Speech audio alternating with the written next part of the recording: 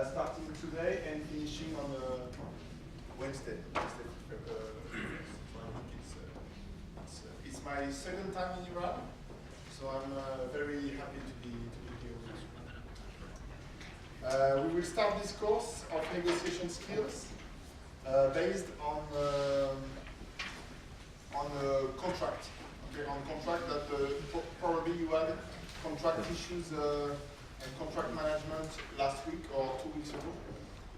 So we will start with contract background. It's the first session will be based on a refresher on contracts. Okay, so that's the first part of this month.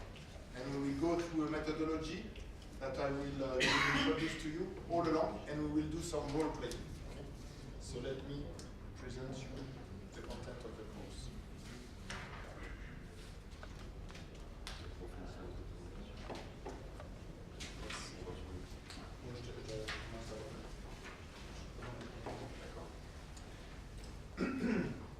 So this will be our content for the week. We will have 5 sessions on the methodology. Every day I will introduce some methodology about negotiation of service contracts. And we will have every day role playing exercise, which will be groups of negotiation between 5 people and 5 people, representing clients, contractors, and with 2 witness persons. So we will have some working group with witnesses, okay? And you will be evaluated on your behavior and how you will negotiate the contract. So it will be very interesting. It's a course that we've developed with IFP since 4 years now.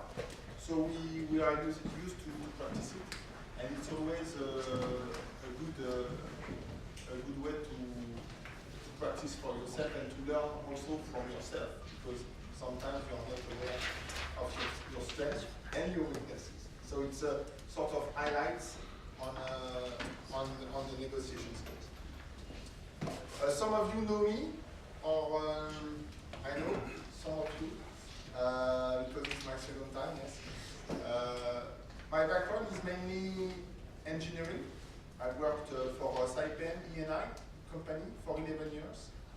I was also a project manager for Technip, for Prelude project, FLNG floating liquefied natural gas for Technip. It's a huge offshore facilities in Australia. So I will have the opportunity to speak about it. And I have been also working in enhanced oil recovery for a small company called SNF Florget in south of France, which is basically enhanced injecting chemicals like polymer and surfactant to decrease the tension between oil and water. So we increase the production between 12 to 14% for the production, and it's mainly chemical injection recovery. So it's a quite challenging activities, and now I am with IFP training since 4 years now, doing project management, commissioning, construction techniques, promise, negotiation skills, and a few other courses. Let me introduce Paul. Paul Adrien. So my name is Paul Adrien. I am 52 years old. I worked for 20 years in a major oil company called Total, mainly involved in supply chain functions. That means purchasing, contract, and logistics. So I worked in different countries and projects, and Yadana project in Myanmar in 95, 98, which was a development of gas fields. And then in Africa, in Nigeria, on exploration and development of deep offshore fields in Nigeria, Akpo. Then in Italy, and finally in Yemen, Yemen LNG project, which was the production phase, no development anymore, but exploitation and production. Until 2013, I was logistics and manager, acting as procurement and contract manager. And so now I'm developing training expertise with IFP. So I'm very happy to be here with you for this session of negotiation skill. Thank you, Paul. So before we have an introduction of yourself? Can we start with, because I don't have the names, but I know some faces. Yeah. I remember So some. we'll write down the names. My name is Javad Mahi. Java. Yes. Okay. I'm a visual engineer working for a company for more than 15 years. Before that, I was working for chemical design and it was really short. Most of my background is to the projects and visual engineering activities. Thank you very much. Projects. Okay, mini projects. Okay, thank you. Then we have My name is Sam. Sam. I'm process engineer and I was working with her since 2004. 2004. I worked in engineering department, all of them. Yeah. Just like Good. Thank you. Okay. My name is Yusuf Mani. You said. I studied mechanical engineering and industrial. I've been working in oil and gas projects since 1988 1998. as a mechanical engineer and also as a project management. Thank you. My name is Siamak. Siomek. I'm an instrument engineer. I'm working with about 14 years. Thank you. My name is Dawood. Dawood? Yes. Dawood. David. American David. I have about 11 years experience in oil and gas and power plant industries. Power plant also, yes. I'm mechanical engineer, Mechanical. engineer and Glad to see. Glad to see. And my name is Amir Ismail. I'm a mechanical engineer and I work in South Park Gas Complex more than 7 years. Some And- parts. Yes, and now I have been working about 2 years in Qatar. 2 years. Welcome. And hello everybody, my name is Mehdi and I'm an industrial engineer.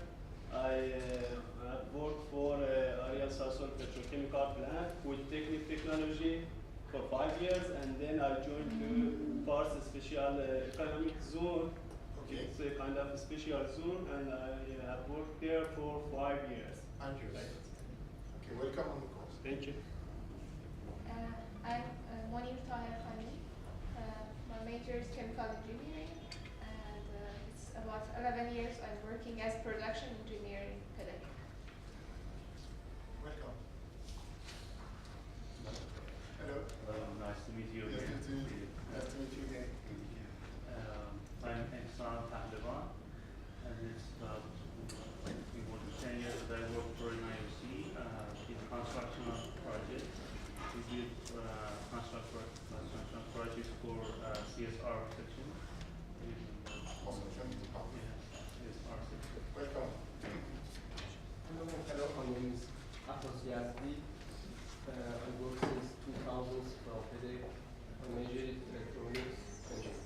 Sorry, which facility? Electronic. Electronic. Yeah. Welcome. Thank you. My name is Chandra Dani. I'm a process engineer and I work at FedEx about 50 years. My name is Leila Shari. I'm a basic mechanical engineer and I have an MA in project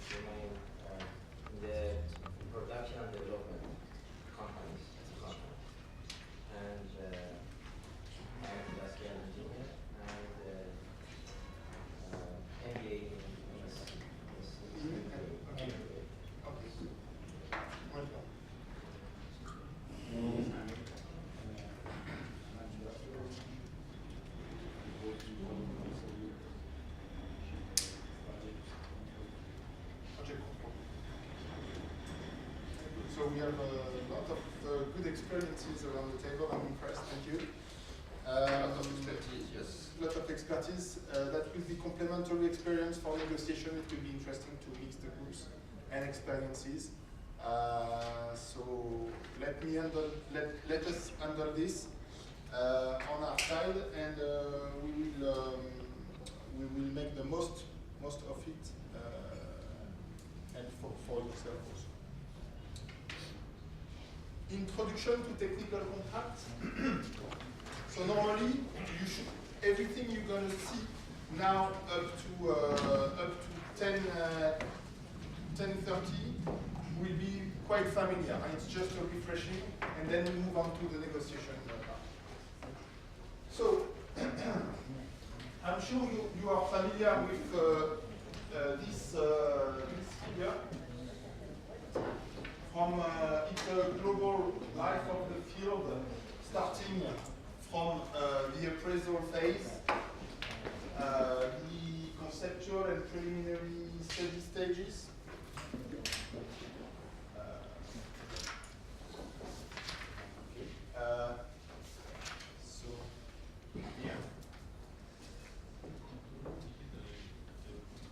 and these pre-project preliminary conceptual studies are very important, because they are the moment where all the decision, you can maximize the decision based on the concept, based on the statement of requirement, the SOR. For some of you, which I had on the project management, was a good exercise, if you remember, on the SOR. Statement of requirement, which basically states what is fixed on the project and what is non-fixed. And it's a key document signed by the top management, and which is aiming at giving the forecast work of the project. It's a key document. Any change on the statement of requirement at the conceptual study stage will have an impact on the field. If you have 20 wells, it's not like 19, it's not like 21, it's 20. If there is a change of one well, it has to be signed by the top management. So this is at this stage. Conceptual study, you choose the concept of your platform. Is it a SPAR? Is it an FPSO? Is it a conventional rig?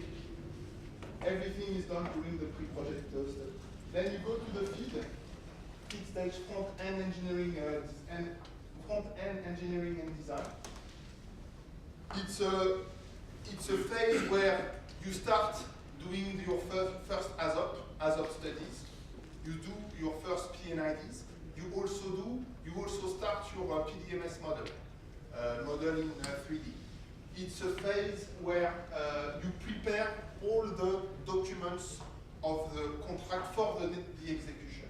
It's an important phase, the FEED phase, because it stays for 6, sometimes 12 months, and it's the occasion to put the basis of design in practice and to start building your project or studies for the execution. So it's a really important phase.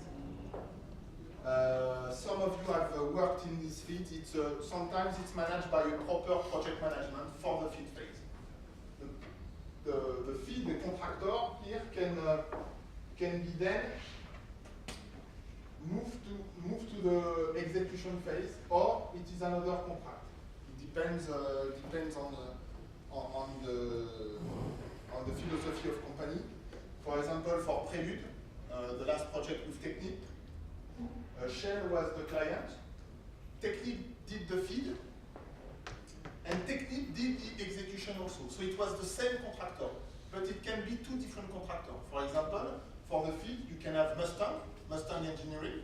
For the FEED phase, it will be one contractor, and then for the execution, it will be a second contractor. So you will have a handover, and you will have an endorsement of the contract. We will come back to this very important notion of endorsement. And of course, when you have two different contractors, you have this importance of knowing each other and of knowing how to work together for the smooth transfer. In between, you have the FID, Final Investment Decision.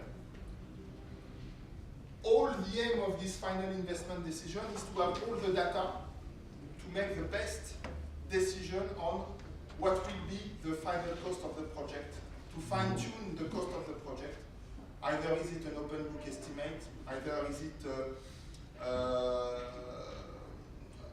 but the idea is really to have the best estimate for the execution and to say yes, we go for $7 billion contract or even less than that.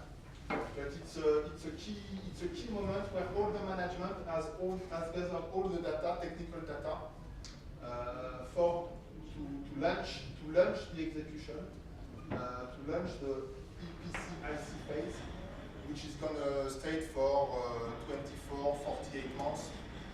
Most of our project is now 48 months execution, and it's a long project for mega project, it's 12 months.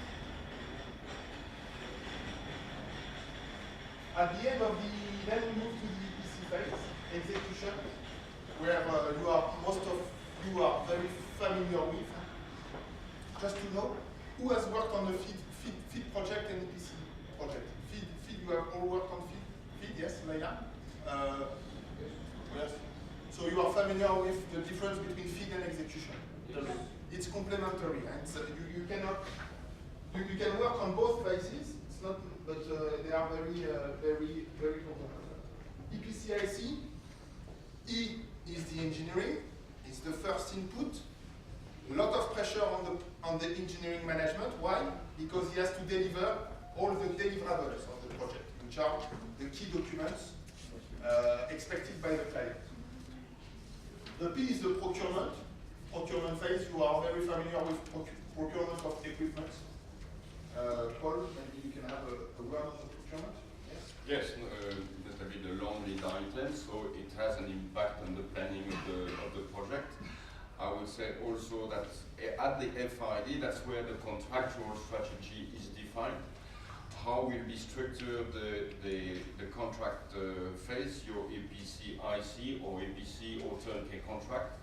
But the procurement phase is obviously a very essential stage, having a big impact on the planning of your project.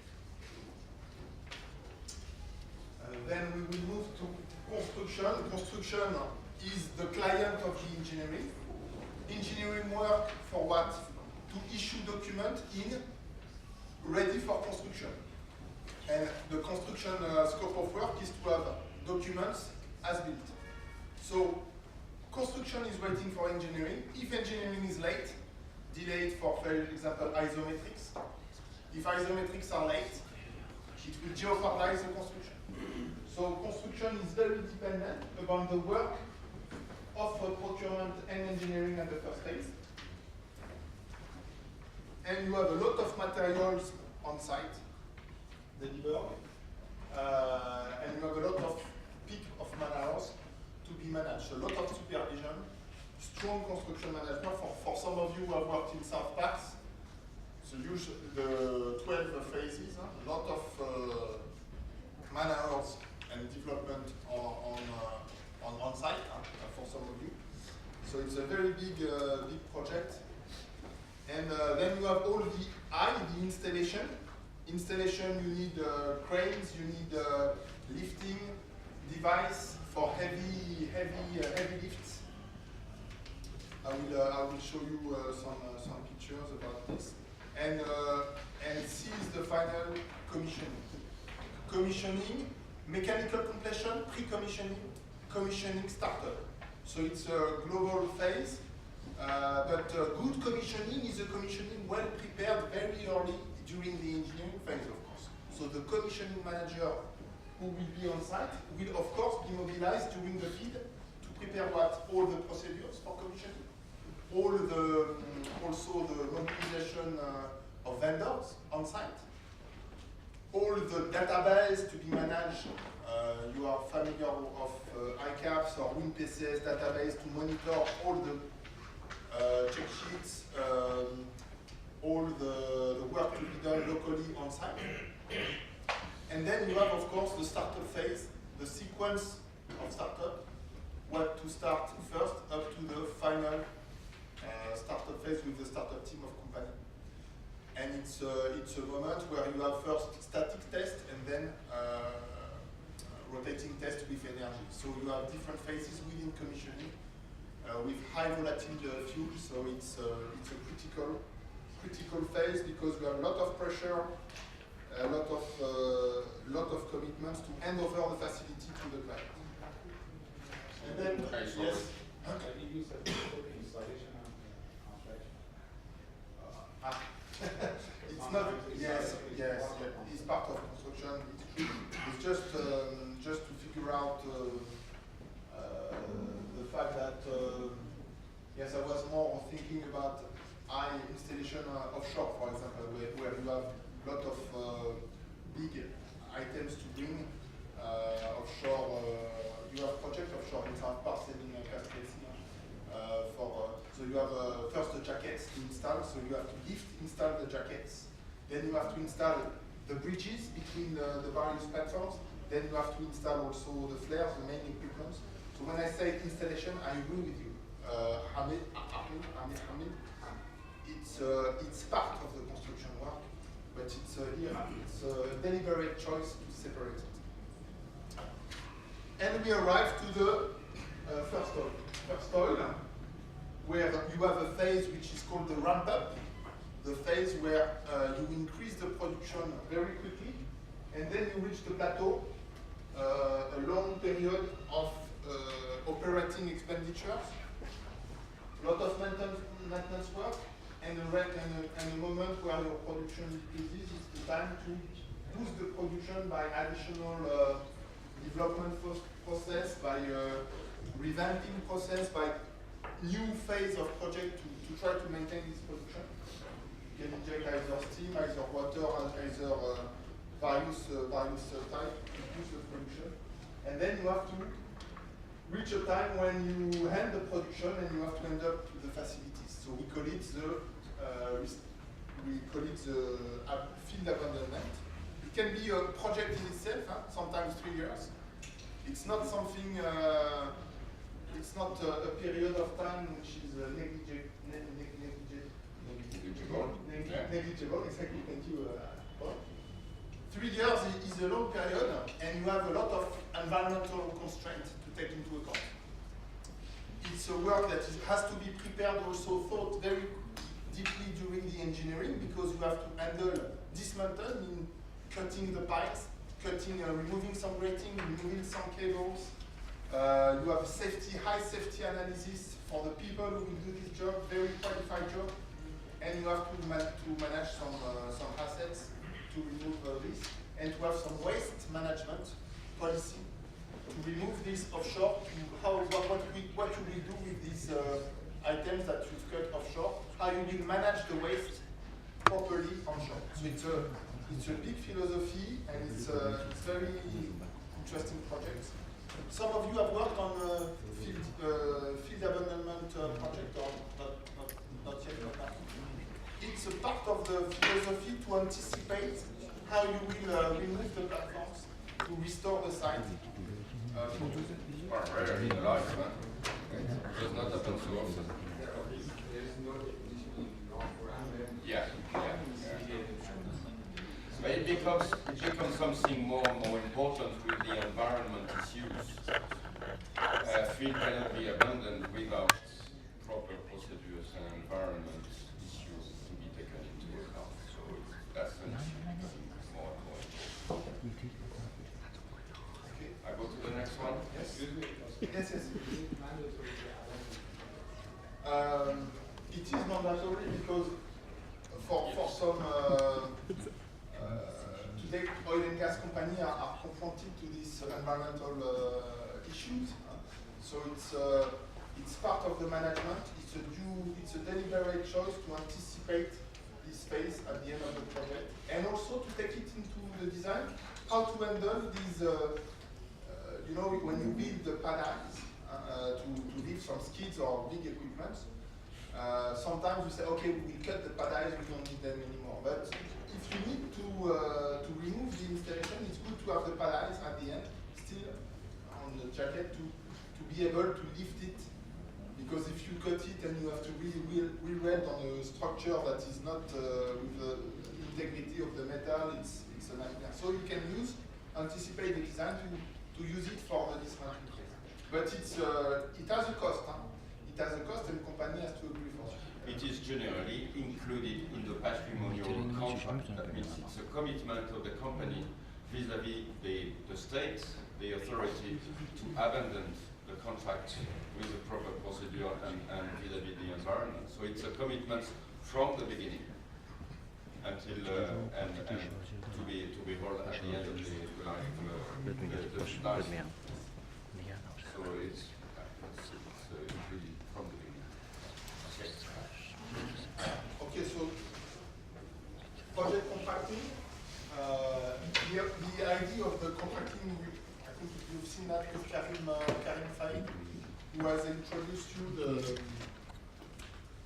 the contracting, the split of the work is to split it by service contract, equipment, bulk material, contract for fabrication, contract for construction, contracts for installation.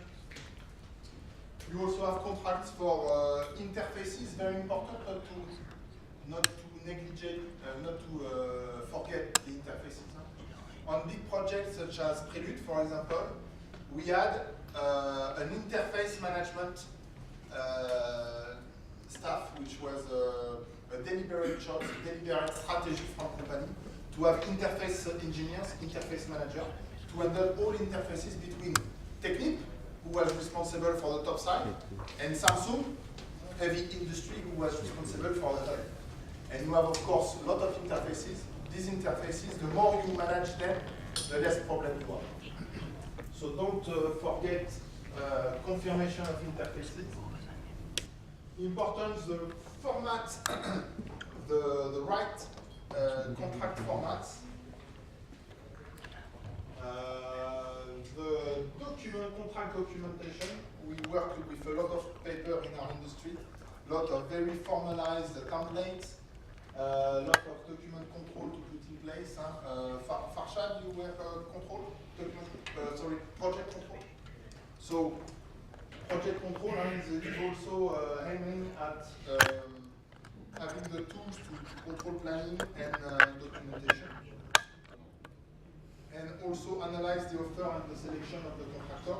You know, you work with contractor or subcontractors, you have to pre-select them with a process, very clear and defined process. This pre-selection process helps you to work with the best contractors to help you figure out the excellence and the level you expect for your project.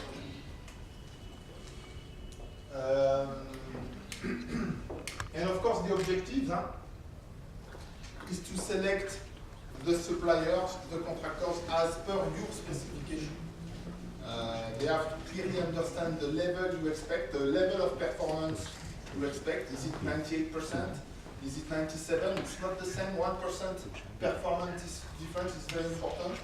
So these suppliers, these contractors have to fully understand the expectation of company. So you select them through this process. Then you place the orders and the contracts. Maybe you have a word on this, placing the orders, or you place a contract. There are call for tender procedure, whatever it is, contract and procurement. So this procedure can be defined depending on the state or the rules of the country. We have experience to have worked in many different countries where the call for tender procedure were very different. This is a very long process.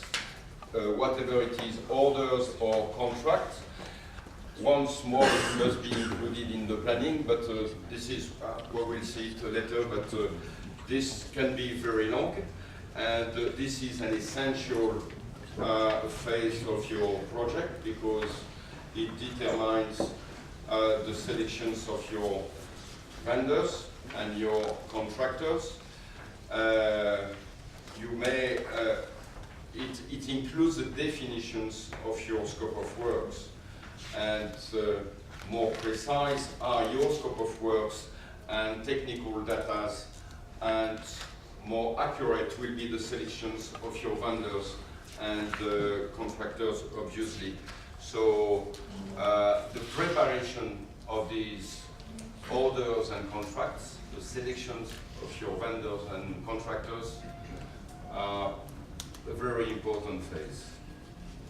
So obviously they must comply with company policies, legal rules, regulations, budget, and schedule. That means planning.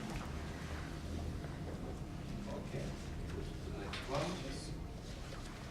So this is the contracting strategy, the breakdown of the different contracts and purchase order. And we will see later on the different contracts that you may have, but the definition of the scope of each contract and the definitions of the different contracts are also fundamental for your project management, and the remuneration mode of the project contracts, of the different contracts. We will see the different remuneration. So the definition of the contract. What is a contract? What is a contract, Javad, from your point of view? Contract is an agreement Yes. between two parties Yes. to have services or materials. Yes. And in the other hand, one side gets money and the other prepares the service or Yes. material. One execute, the other compensate. Pays, yeah. Yes, compensation for Sometimes. execution. So there is it's a commitment, it's an agreement. Yeah. It's an agreement which is a strong agreement. Can a contractor say, oh, Mr. Company, we have a contract, but I stop the work? Can a contractor is legally has the right to do that? No. No. He is committed to deliver.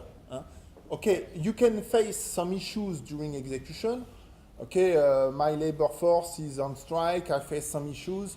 Mr. Company, you have to understand that I can't pay my contractors. Please give us 20 million. Otherwise, I stop the work. We have seen some situation like this. It's negotiation starts to solve these issues. But there is a strong commitment. The negotiation helps to fulfill the commitments, not to break the commitment. A breach of contract is something that can go to court or arbitration later on. We want to avoid this. We want to be in a win-win position. We face difficulties, negotiation will help to solve. But it defines responsibilities to both parties. Yes. Alors, the contract is a tool by which, under certain conditions, the contractor agrees to carry out activities related to performance of the contract, of the project. The owner agrees to compensate the contractor for carrying out such activities. This is the payment part. Owner and contractor define how to share the project risk between them. What part of the risk each party will bear, which is essential in the contract. What kind of risk? There is between two parties, for example. What is the aim of sharing the risk? Why do we share the risk when we are linked with contracts? To mitigate the risk. Yes, to mitigate. Win-win, two parties. Yes, yes, exactly. Yes. Also, for example, if I take Prelude, the project for Shell, Technip is doing the top side. Technip is good at designing top sides with the process, with all the engineering, the know-how, the structure. It's a big modules. It's 12 modules multiplied by 6,000 tons. It's huge complexity. Samsung is what? Is a shipbuilder. He makes hull, but he has also some expertise. So when they link together in joint venture, okay, they have a strong contract. They have complementary abilities, and they share the risk, because probably if Technip is asked to make a hull, he's not very used to it. If Samsung has to design topsides, probably not so good. So they share the risk and they combine their forces. It's strong, strong commitment. Yes, Alors, the multiple separate contracts. So the contracting strategy is leading to separate contracts And defining this contract will be part of the contractual strategy, more or less integrated, EP for engineering and procurement, and usually construction and commissioning assistance or supervision. EPC, including the construction, compared to the first one, until ready for commissioning. EPCC for commissioning. So the contract integrates more and more phase of your EPCIC until the turnkey contract, including all the phase, until ready for startup. When you have EPCM, it's what is engineering, procurement, and construction management, which means that you are not doing the construction yourself, you are just managing the construction. It's EPCM, it's a different type of EPC. The company delegates more and more to the contractor, means. Yes.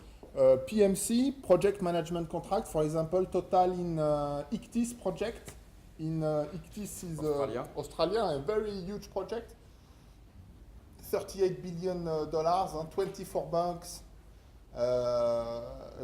agreements. It's a huge project. Total is giving technical advice and management. Total is not executing the work. It's and you have also design competition. Design competition is a type of particular contract where you have to propose some design among competitors. Yes, Javad. EPCIC Yes. doesn't do the commissioning? Normally, EPCIC, yes. You do the commission. Yes. You have don't- do you up don't. to startup normally. But you didn't write it. Yes, I didn't Yeah. write it, but The commissioning should be written. included. Yes, You're right. It You're right. includes the commissioning. Excuse me. Yes, yes. What's the Ali. difference between the turnkey contract and the EPC?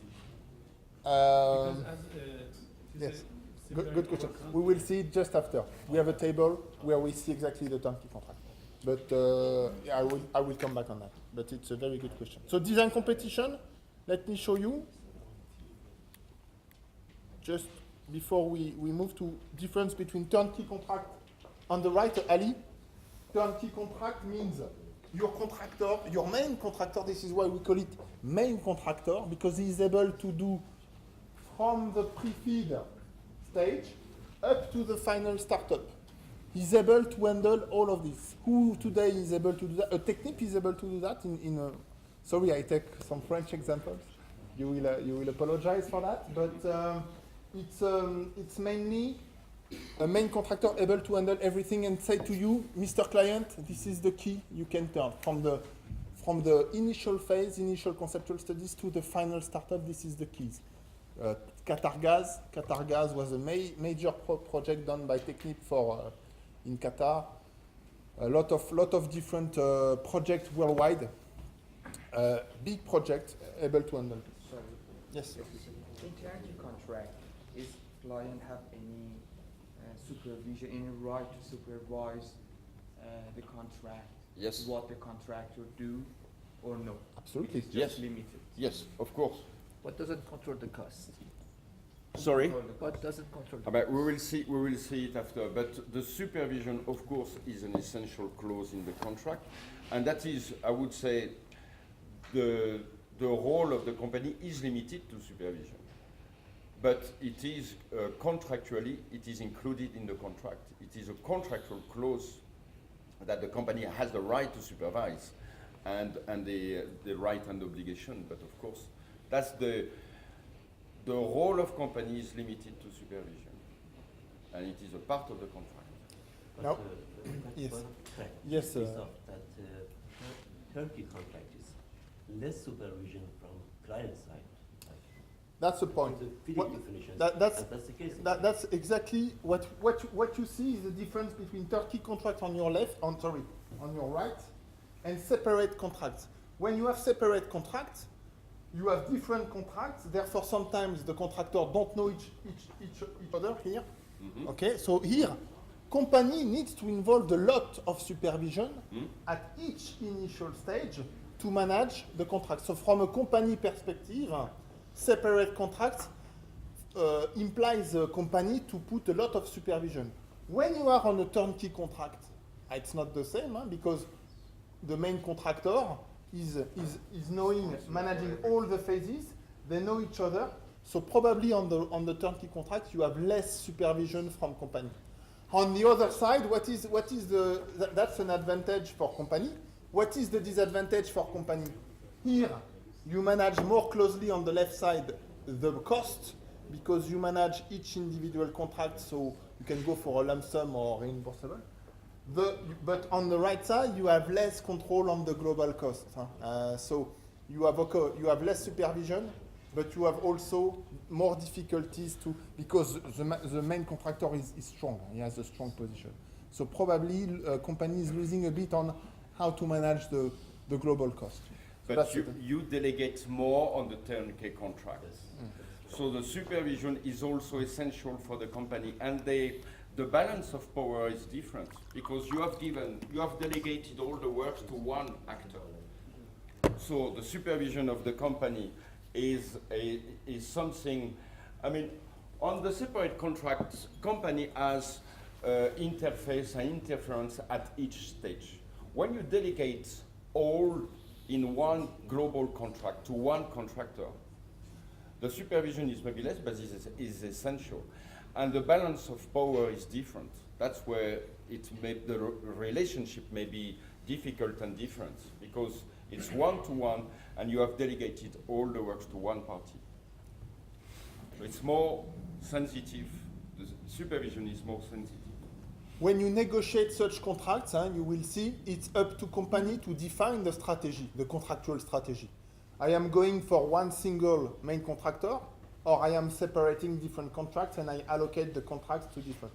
We used to work in the past like this. Now it's more and more turnkey contracts. Yeah, because yes.